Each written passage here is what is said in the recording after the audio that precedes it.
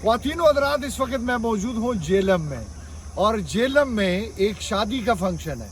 उस शादी के फंक्शन में दूल्हा भाई ने जिस बग्गी पे जाना है वो बग्गी ये खड़ी है, और ख्वातीन और हज़रात इसमें जब दूल्हा बैठेगा और बग्गी में बैठ के जब आएगा उसका बड़ा ज़बरदस्त तरीके से इस्तकबाल होगा। हम थोड़ी सी बात करेंगे बग्गी के मालिक से। बग्गी का मालिक कितने गया जनाब? इधर आ जाओ आ जाओ आ जाओ आ जाओ। ख्वातीन और हज़रात, इतनी देर में आप ये बग्गी को देखिए, क्या खूबसूरत। अस्सलाम वालेकुम, क्या हाल है आपके? थोड़ा नज़दीक आइएगा जी। ये बग्गी आपकी है? जी हाँ, ਤੁਹਾਡੀ है? जी हाँ, अच्छा अच्छा, ते है कि दूल्हा जाएगा ते जी हाँ। अच्छा, दूल्हा आम बंदा नहीं जा सकता? वजह? वजह आम वक्ती दूल्हे वास्ते आई अच्छा, दूल्हे वास्ते आई है। मेरे जिहा बंदा ਜਿਹੜਾ बगैर दूल्हे ਦੇ नहीं। बाबू। अच्छा, बह सकना ऐना टुरना पवे ना किथे।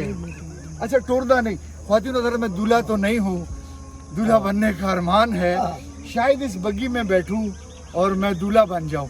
अच्छा सर, ये बैठना किसी दरवाज़ा है जी?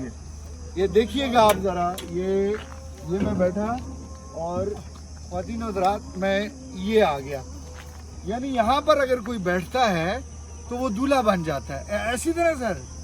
हाँ जी, अगर किसी ने दूल्हा बनना है ख्वातीन और हज़रात तो इस बग्गी में आके बैठे, वो इंशाल्लाह दूल्हा बन जाएगा।